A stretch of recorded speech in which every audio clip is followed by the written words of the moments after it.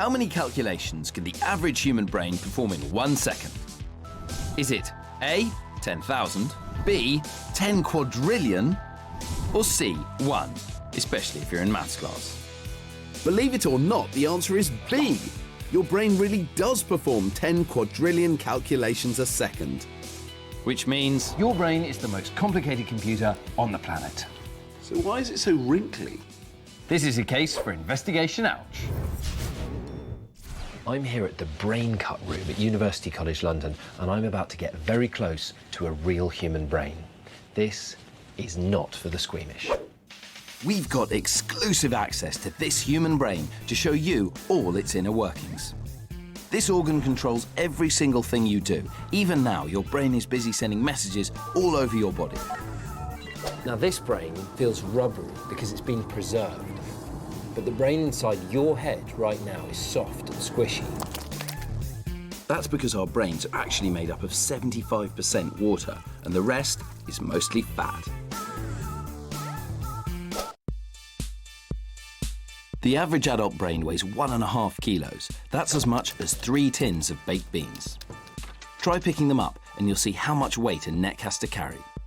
But there's more to find out than that. So let's pick the brains of a specialist. Meet Dr. Helen Ling, a brain doctor or neurologist. So, Helen, why does the brain look like this? Why is it all wrinkly? Well, the surface of our brain is actually folded. These bumps and grooves increase the surface area of our brain. So if we unfolded all this, it would be enormous. And we'd need a head the size of a surfboard. How does the brain sit inside the skull? Is it just resting gently on the bones? Oh, our brain is actually surrounded by a clear, colorless fluid, and it acts like a cushion that protects the brain. So it's like when you're at the swimming pool, if you go and lie on a lilo and you feel very weightless, that's the same thing the brain's doing. It's just chilling out in this fluid inside your skull. Hey, baby. But it does a lot more than just chill out. This big, wrinkly structure is controlling your body 24/7, yes, even when you're asleep. There are different sections in charge of different jobs, but which bit does what? Well, toward the front is the motor cortex. This tells you when to move by sending signals down your spinal cord. And when I'm hungry and my stomach's gurgling, which bit's doing that? It will be the hypothalamus. So this bit right in the middle of the brain? That's right, right here. So when I'm hungry, this bit of the brain, right in the middle, sends out chemicals that tell me to eat. And when I've eaten, it sends out chemicals telling me I'm full and I can stop eating. What about memories? Where are they kept? Well, the new memories are kept in the hippocampus, which is right inside here. You can actually see it over here. And the hippocampus is like a temporary drive in the computer. So new memory is kept there. But when we're asleep, the hippocampus backs up new memories so you can remember them years later.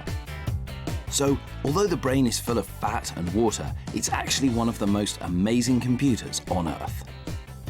Not bad for something that looks like a sponge. Well, look at that, Chris. A lovely green kidney. All it needs now is a little more green paint. Xand, you've got a huge splat of green paint on my blue heart. Well, I think it looks much better now. Everything's improved with a little more green. That's not true, but I have got a good trick that will make you confuse your green and your blue. Ah! It's Dr. Chris's world-famous How to Confuse Your Colours trick.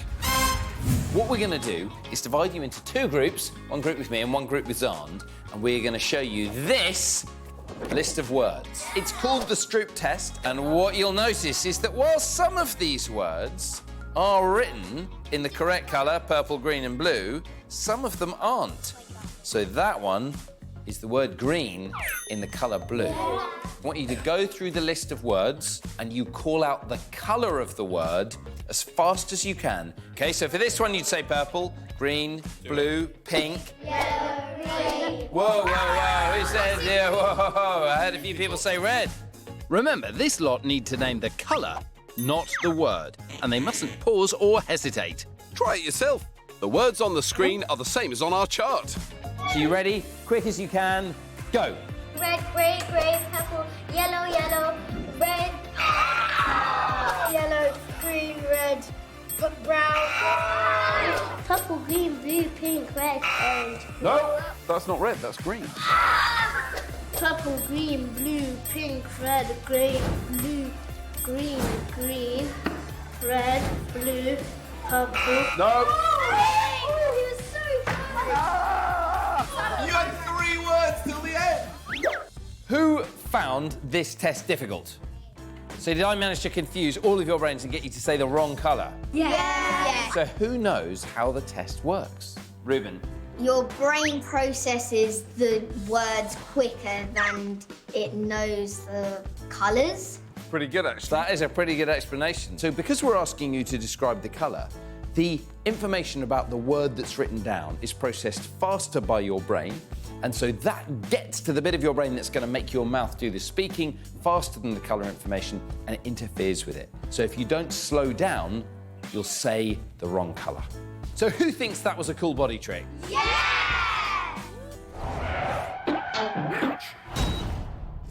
Did you know no 2 people have identical sets of teeth?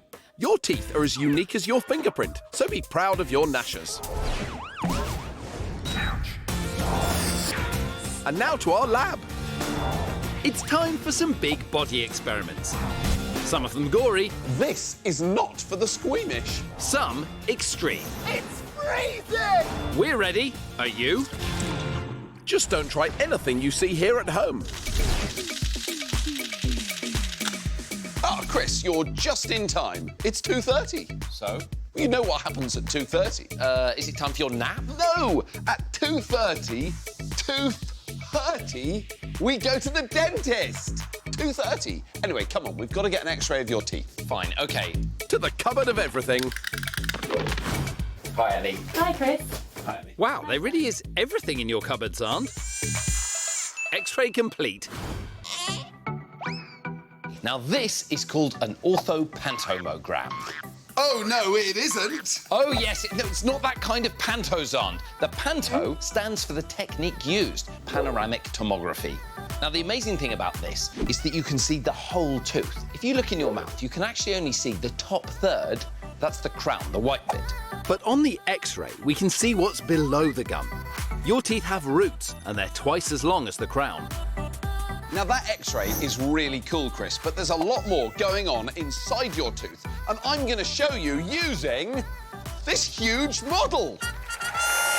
But, Zon, we don't need a huge model, because today we've got the real thing.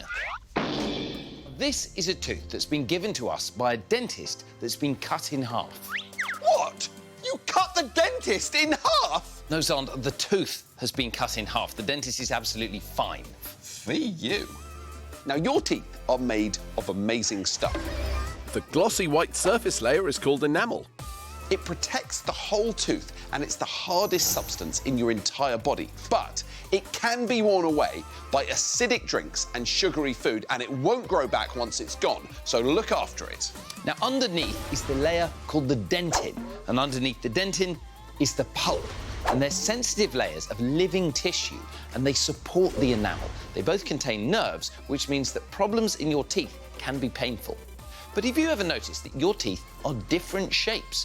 Why is that? Well, we're going to show you. Only an edible experiment can answer that question. Ta-da! Why are you wearing that? We need to have a good close-up look. What Zon's trying to say is that he's ready for the experiment and he wants to have a good close-up look at the different shapes of teeth, so he's using a mouth stretcher. That's what I said. So let's have a look at the 4 different types of teeth in Zon's mouth, because they all do different jobs. At the front, we have incisors, 4 at the top and 4 at the bottom. Just behind the incisors, there are canines, and then just behind the canines, there are the premolars, and just behind the premolars are the molars. But why do we need these 4 different types of teeth? Well, we're going to find out in... Our terrific tooth testing test. We're going to see what happens when we bite and chew different foods using our teeth, but not our normal teeth of different shapes. We're going to be using these. We both have a custom-made set of gnashers, but they're made up of only one type of tooth. Xand has a full set of molars, so he's Team Molar. Chris has a mouthful of canines, so he's Team Canine. Our challenge is to bite into a range of food and chew it. Reveal the food. Then, rather than swallowing the food, we'll spit it out and see which type of tooth has worked best. First up, a sandwich.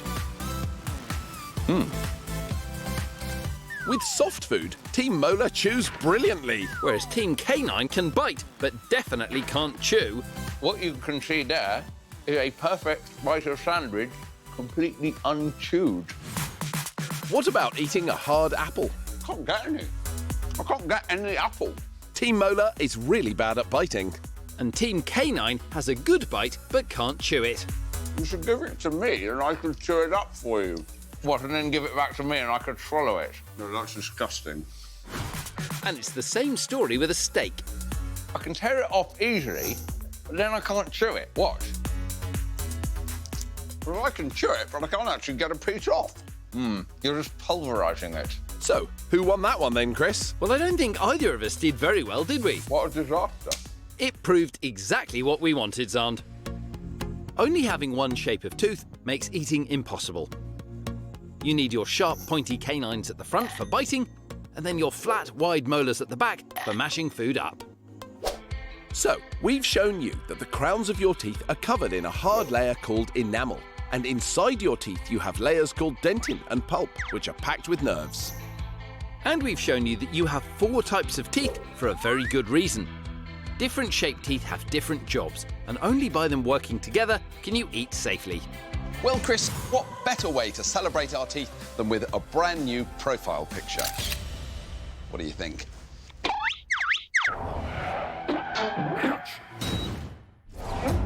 Did you know that your brain produces enough electricity every hour of every day and night to power a light bulb?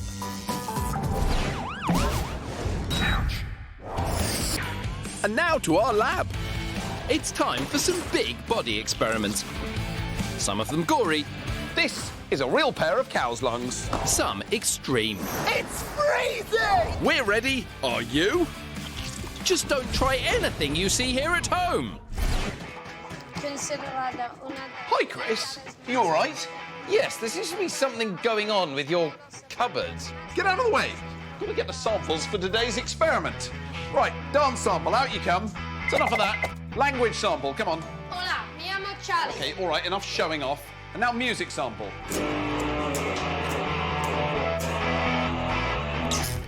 Enough of that. Xand, what is going on? I'm so sorry, I forgot my manners. Introductions.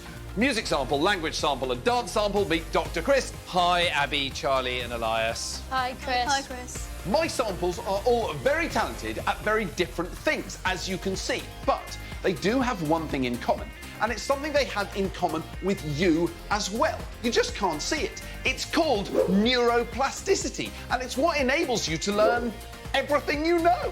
You're right, Xand. Your brain is made up of billions of nerve cells, or neurons, with billions of connections, a bit like this. Now, you may have heard of your grey matter. That's the surface of the brain, and it's the bit that does the thinking.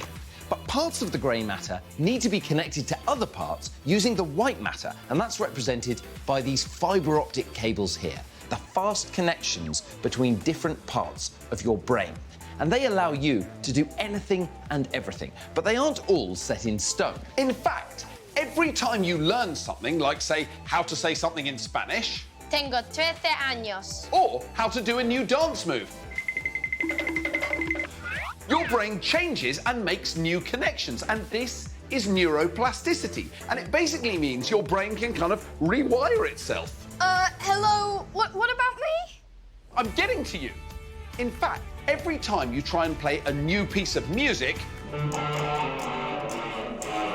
Xand!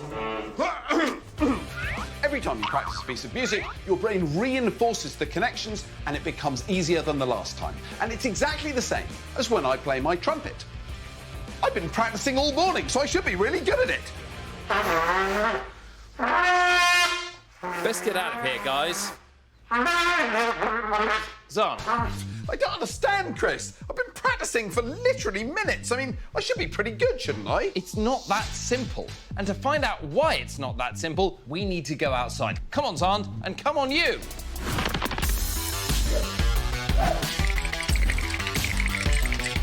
Xand, this is my brain. It's more like a giant pile of sand. Bear with me on this, Xand. These channels that I've made represent the connections in my brain. And you are wearing a bottle of information on your back, right there. Now, why don't you pour the information into the top of the brain, and what you'll see is the information flows through the existing channel in my pile of sand brain. So what's happening is the channel gets deeper, the water finds it easier to make its way through the sand. This is just like information in your brain. When you do something you've done before, the information uses the same connections it's used in the past. It picks the quickest and most effective route. A bit like the channels in the sand. So what would happen if you tried to learn a brand new skill? Well, Xand, why don't you start pouring information into the top of the brain? But this is new information, and it needs to take a new path. So the information gradually starts to flow through, but there's no good channel initially. It has to find a path. And you can see a channel is forming as Xand does more and more practice, but it's not very deep, and information is taking a long time to get through. And as Xand practices this new skill, the channel becomes deeper and the information can flow more efficiently. So is this why I wasn't very good at the trumpet after literally minutes of practice? That's right, Xand, because it takes longer than a few minutes to improve the speed of the connections between different parts of your brain. In fact, it can take months or even years to reach your full skill level. But there's one more thing I can show you on my amazing model brain made of sand. Wow, what's that? I can show you what would happen if your brain got an injury. Put the shovel in there. The information now can't get through. Xand, pour some information in the top of the brain. So that's amazing. What you can see now is the information gets stopped at the site of injury and it can't get past the shovel. But this is where your brain is amazing. As the information flows toward the shovel, gradually your brain is able to make new connections and find new pathways. And sometimes this means your brain can recover and regain function after even quite a severe injury. So we've shown you all about the connections in your brain, which enable you to do everything. It's called neuroplasticity. And we've shown you that your brain is constantly making new connections every time you learn something new. It can even rewire itself if it gets damaged. Well, I must say, Xand, that is sounding a lot better. You must have really strengthened up those neural connections. I'll let you get on with it.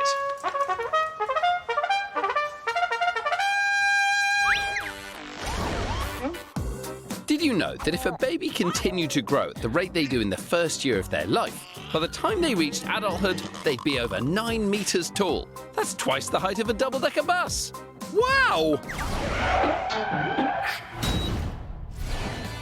Amazing people do lots of important jobs inside and outside hospitals that help to keep you safe.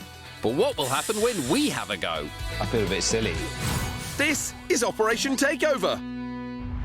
Can you guess who today's hero is? Well, I'll give you a clue. You'll have met today's hero when you were as old as this little guy, but you won't remember. Did you guess it? Today's hospital hero is head midwife Simon. In the UK, there are 700,000 babies born every year. And luckily for us, there are thousands of midwives who make sure they arrive safely. Before mums go into labour, the natural process when a baby is born, midwives like Simon give special training called antenatal classes. So I want you to imagine you've got a really, really big bum. So one of the things that happens when you go into labour is you get these pains that come across your tummy, and your natural instinct would be to tense up. So one of the most important things you can do when you're a woman in labour is be as relaxed as possible. Simon has some top tips on relaxation techniques. Right, I want you to imagine that you're sat on a really sunny beach. Take a really big breath. That's it. And out again. No snoring, Xand. So the next thing I'm going to teach you about is how to get the baby in the best position. So you want it to be head down, and its head either to one side or the other side. There are exercises to help with this too. We've seen just how important midwives are for helping women to deliver their babies. But will our time as midwives be as smooth as a baby's bottom?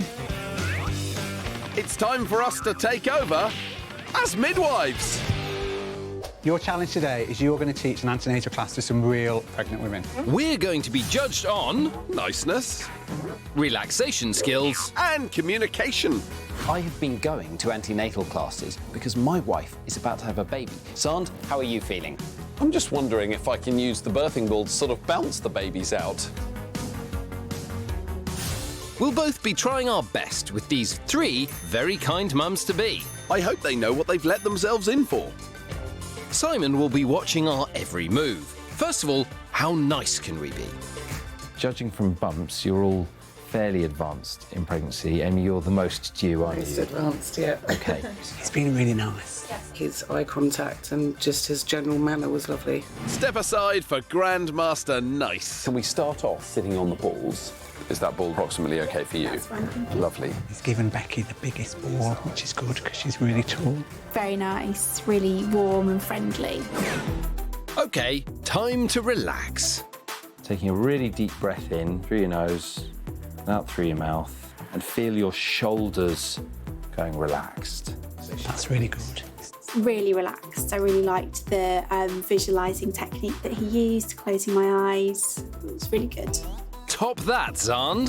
What I want you to imagine is that you are on a beach. Maybe you can feel the sand, hear the waves crashing. He's described it really well. The beach and the sea. Touché, Chris. Finally, how's our communication? If the baby is in a back labour position, So it's got the baby the wrong way round. Get it right, Chris. you head the other way. Is the wrong way around there. Ha! Snap. So one of the really good things you can do, if you stand up straight, having a straight back with that nice lumbar lordosis, we call it, the curve of the back. That was a bit technical. Lumber schmumber, Chris. Some of the words Chris used were a bit over my head. It's actually quite terrifying to talk to a group of pregnant women who are this pregnant. If you come across a bit nervous, they might not believe what you say. And the pillow between your legs and just slightly tilted over. I'm getting the mums-to-be to try various positions to help get the baby in the right one for it to be born. Up to you, Chris, but I'm showing them how it should be done. Pillow between your legs is to try and have the pelvis a bit more open, and that allows the baby's head to shift down a bit. Trying more positions ourselves rather than just talking about it would have been maybe a bit more helpful. Thank you very, very much indeed. Good luck. Class dismissed. It's time for the verdict. Simon, how did we do? So from a relaxation perspective, the women felt relaxed in both of the classes, so you did a good job. So we're dead heat for relaxation, really. Niceness. Your mum would be really proud of you both. You're both really, really nice. Aw. Yeah. So it's down to the final category, communication. And you were really quite nervous. Okay. And Chris was quite happy to get the women to move around and do stuff. Oh. You tended to talk more about it. Simon, who is the overall winner of today's challenge? Dr. Chris. You know what? This is the one challenge that I'm happy to lose because it's quite important that you know what you're doing when your wife has a baby soon. If there's one thing we've learned today, it's that midwifery is definitely best left to the professionals. Time to hand our jackets back. Thank you very much. Thank indeed. you. Hi everyone. Well, since we filmed Operation Ouch, I have had a baby. Look at this. This is Lyra. Ouch viewers, meet an Ouch baby. All that Lyra does at the moment is eat and sleep and scream and poo in huge quantities, don't you? So she's a bit like her Uncle Xand, really. Oi, cheeky. Did you know? In 5 square centimetres of skin, you have around 80 blood vessels, 2,600 sweat glands, and 4,000 or more nerve endings. Wow!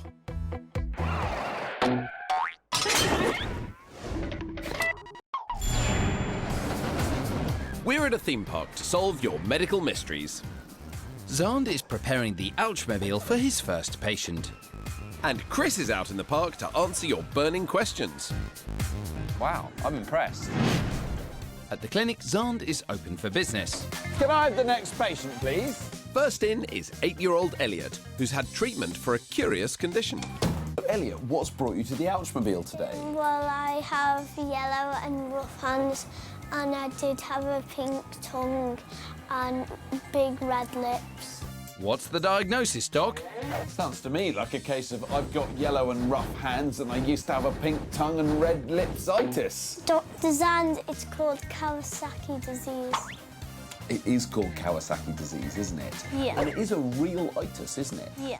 So Kawasaki disease is a very rare disease. Only about 8 in 100,000 people get it. Kawasaki is serious, but Elliot's recovering well after treatment. So if you look at the palm of Elliot's hand, it looks like it's a bit grubby, but that's not actually because your hands are dirty, are they? They're clean. Yeah. So what Elliot's got is a thing called desquamation. And that means the cells on the surface of his skin are dying more than in other people's hands. And those cells have a chemical called keratin in, and the keratin, as the cell dies, goes yellow. How long does it last? Normally, it lasts a few weeks, maybe a few months. It's quite common for people to have symptoms that go on longer than the illness. But in the long term, we'd expect you to make a full recovery. Yeah. Well, thank you very much for bringing Kawasaki disease to the Ouchmobile. Thank you. Away from the clinic, Chris is ouching about in the park. Why is it that some people can curl their tongue and others can't? So, of you two, who can curl their tongue? Both of us. You both can, show me. We're not exactly sure of how it works, but it seems to be genetic. So you're born able to do it or not able to do it. And people who can't do it can never, ever learn to do it. So if you look at your parents, one of them will be able to, and that's where you Yeah, Dad can, but Mum can't. Really? Yeah. OK, so yeah, so you both inherited it from your dad. Thank you, Dr. Chris. That's a pleasure. Can I have the next patient, please? Back at the Ouchmobile, 10-year-old Izzy's chompers need checking. So, Izzy, why have you come to the Ouchmobile? I've got an out-of-place tooth. What's the diagnosis, Doc? Sounds to me like a case of I've got an out-of-place tooth-itis. Tooth-tastic. Now, how long have you had the tooth out of place for? About 2 years. Can we have a better look at it? Can you open the eyelid on the ouch cam?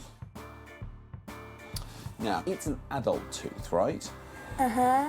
Now, does it bother you having the tooth be wonky? Not really. Do you have any questions about the tooth? Why is it wonky in the first place? There are all kinds of reasons why it might be wonky. But one of the reasons is that your mouth is too crowded. And if your teeth get crowded, then some of them just get pushed out of the way to kind of make room for the others. Will it go back naturally or with braces? It might go back naturally, and we don't know with your mouth yet because you've still got a lot of your baby teeth and you've only got a small number of adult teeth. But I think it's most likely that you'd need braces to kind of get it right back in exactly the correct position. Yeah. Well, Izzy, thank you very much for bringing your amazing wonky teeth to the Ouchmobile. So, okay. Job done for today. Clinic closed.